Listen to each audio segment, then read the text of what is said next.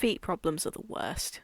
Hello everybody, it's Doremo again, and once more I'm talking about my feet because there's been a lot that's happened and a lot of frustrations I have that I just need to get out there before I explode. Chicken! The most frustrating thing with feet problems is being told that the best thing to do is to rest. It's like, what do you mean, rest? I've got things to do. I have to go to work, so I have enough money to pay for my 18th port of Final Fantasy VII. What do you mean? I can't just stay home? Like, I know what they mean. It's to sort of avoid strenuous exercise when you have these problems. But I don't do strenuous exercise regardless. I'm a couch potato, okay? You're not gonna catch me running a marathon. I can barely make it to the shop without my feet hurting. You're not gonna catch me doing, like, all this exercise on my damaged ass feet. Sometimes going to bed makes my feet angry. Like, I could come home from work, have dinner, and the second I crawl into bed to get nice and comfy, I am in so much pain, like from my feet all the way up to my knees. It's just screaming from my nerves, and it's not fun because I end up then sleeping until like 3 in the afternoon because I was up until 8 in the morning from just being so uncomfortable.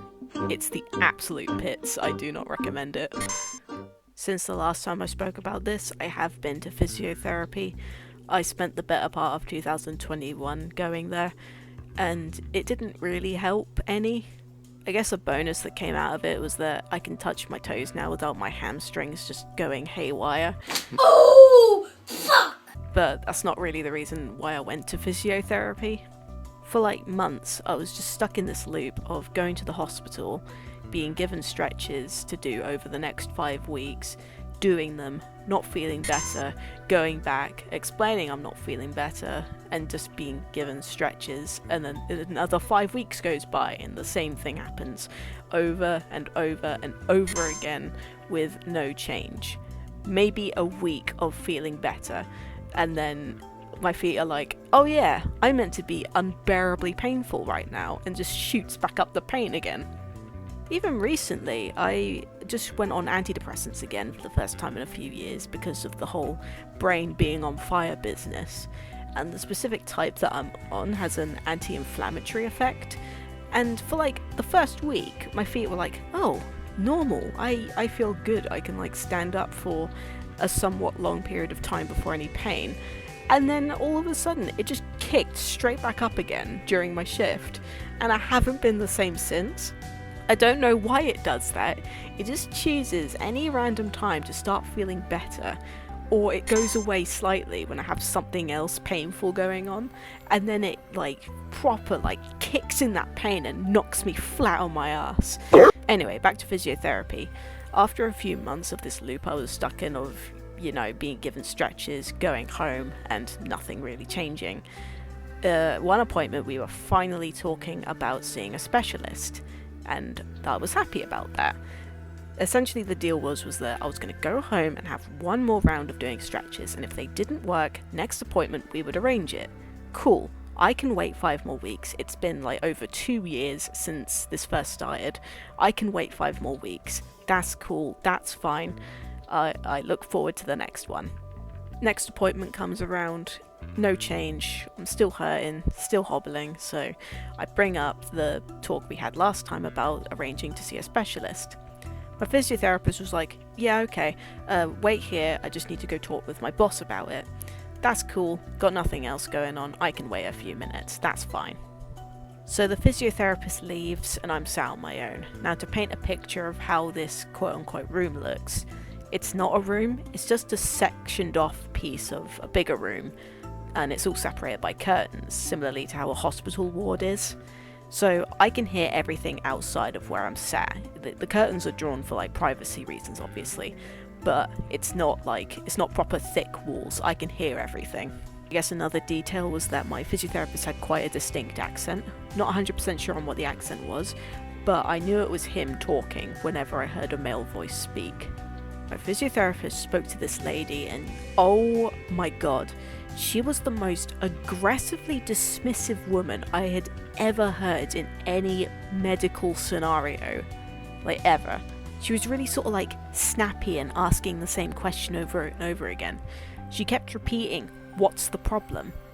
Like, madam, the problem is that I'm in searing pain every day of my life, and have been for the last 2 years. I haven't seen this lady before, she hasn't examined me, and yet she was making assumptions of treatments that I supposedly didn't need. She would say things like, "Does she need a scan? No. Does she need shots? No." Like, just flat out no's. And then proceeded to ask, "What's the problem? What's the problem? What's the problem?" over and over again. And from what I heard, it didn't seem like my physiotherapist could get a word in. He would say something, and then would immediately be cut off with, "What's the problem?" I don't really have the best way to describe this, but you know when you're embarrassed and you feel that hot flush just come over you? That's what I felt the entire time I was overhearing this woman be so dismissive towards me. It was the worst 5 minutes of my life, just trying not to cry in the middle of the hospital because this woman was being so ungodly rude about me. I didn't do anything, I didn't say anything, because I felt like I shouldn't have been overhearing that conversation. So after a good 5 minutes of being essentially told that I'm a malingerer and wasting everybody's time, regardless of the fact that I've been dealing with this for 2 years, and even she acknowledged it was a long time, the physiotherapist came in and essentially he retold what she said in a really polite way of saying, "We're just not sure what seeing a specialist will do for you at this moment in time." So guess what? I was sent home with more stretches to do. For days afterwards, I was so sad. I was defeated. I felt like a complete malingerer, that I wasn't in as much pain as I thought I was, that I was just being a baby, that I just need to suck it up and get on with it. Because one of the phrases that lady said was like, she has a new job, she's just not coping with it right. Like, what do you mean? I've been at my job for over 2 years. It's not a new job anymore. I should be nicely settled in. Being unable to stand longer than 2 hours without pain isn't normal. That's not being unable to cope with something. That is something that is wrong. So I internalized all of that grief that she gave me, essentially convinced myself that nothing was wrong and that I'm just a fucking baby. That's how she made me feel, and it completely destroyed me for like a week. After a week of feeling like miserable about this, I decided to have a telephone appointment with my doctor to discuss being put on a waiting list to see a podiatrist. I explained everything that had happened in physiotherapy, that it wasn't working, and I even brought up the fact that the lady there was really dismissive and that I was super close to filing a complaint with the NHS about that. In this strange, like, universes colliding moment, the doctor that I was talking to had also suffered with plantar fasciitis for like 3 years. Like, what are the chances of that? We had a good long talk over the phone about how I was feeling and that she completely understood it. Like, the frustrations that you feel like, oh, the doctors don't know what they're talking about because I've been dealing with this for 2 years and nothing that has been suggested has worked. You feel like you're going crazy, but she reassured me that it does eventually go away, and even if it doesn't, there are methods to help you. Like, don't give up hope on it, because it's a very long process, but you will be okay. And it made me feel so much better that at least someone out there understood how I was feeling. Because after that, at the physiotherapist, it was much needed.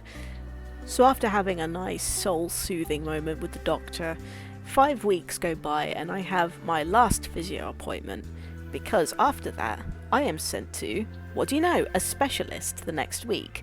Even after being told that, oh, a specialist may not be able to do much, right after I have that telephone appointment, for some reason, they're really, really willing to send me to a specialist now, and I find that really interesting. I don't know if that lady got some sort of bollocking or someone got a bollocking after that appointment, but it was just like quick, I could just see a specialist the next week.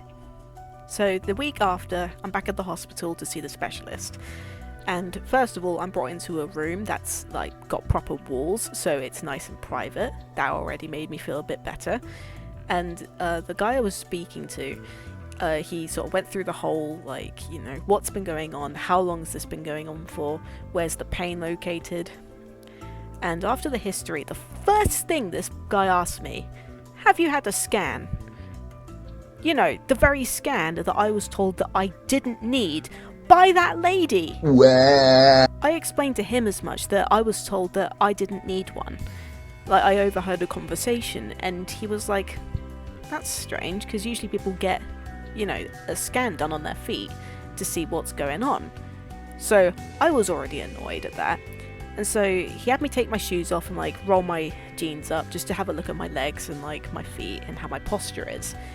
And he had a poke around and it was like, yeah, it's kind of tender, but it's like the first few hours since waking up, so that's usually like the best period. And he's like, yeah, given like the length of time you've been dealing with this, you may be eligible for getting shots. The same shots that I was told I didn't need. So that lady was wrong on both accounts. What a bitch. As screwed up as it sounds, I felt so vindicated at that moment. Like, I did need the treatments that I was told I didn't need. Like, sure, I shouldn't be happy that I need to get steroid injections in the foot, but, like, I can't explain the feeling. I just felt like, yeah, I was right, there is something wrong, and this guy believes me, and he's like the specialist. Like, this is his thing. And oh my god, it was like, yes, finally, I'm being listened to. So after talking to the specialist a bit, he did give me a big night splint. It's like a giant boot that you wear at night, and it keeps your feet stretched. Now, I can't sleep with this thing in, so I have to wear it when I'm awake and not doing much, and then I take it off at night so I can actually sleep. Like, trust me, I tried sleeping with that thing. It's a giant boot, and I'm someone who can't sleep wearing socks. Like, it was difficult. I think I got like no sleep for a week straight, and it's like, yeah, I need to like wear this during like daytime or something, like on a day off or something, because I cannot wear this thing when I'm trying to sleep. So I wear it when I'm like on my phone and in bed or whatever, and then I take it off just as I'm about to fall asleep, just to get that good stretch in, like at least for a few hours. The night splint hasn't worked, but that's probably because I'm not using it correctly, because you're meant to be asleep. But I cannot change that I can't sleep with this boot on, so I've definitely given it a good go. Have to make a podiatrist appointment at some point. Now, I'm just throwing this out there to say I'm not shitting on the concept of physiotherapy. I promise you, if you're dealing with similar issues, arrange physiotherapy sooner rather than later, because it probably didn't work for me because I'd been dealing with it for so long.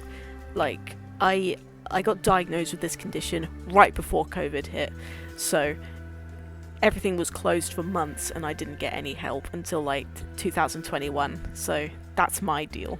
Also, treat my bad experience as an isolated incident, because any other time I've had to speak with a doctor about anything, they've all been perfectly nice, never had issues with them. Never have I felt like my age was a factor in them giving me, you know, improper treatment like that lady did. Yeah, I don't know what her deal was. Maybe she was having a bad day. I hope she doesn't do that again, because that's a surefire way to get complaints filed, let me tell you. I really don't know how to end this video. It's been like nearly quarter of an hour, and it's just been pure rambling from me. I hope I get some animations done soon. I'm on antidepressants now, so hopefully the fire in my brain can go away. Thank you all very much for listening, and I'll see you all in the next video.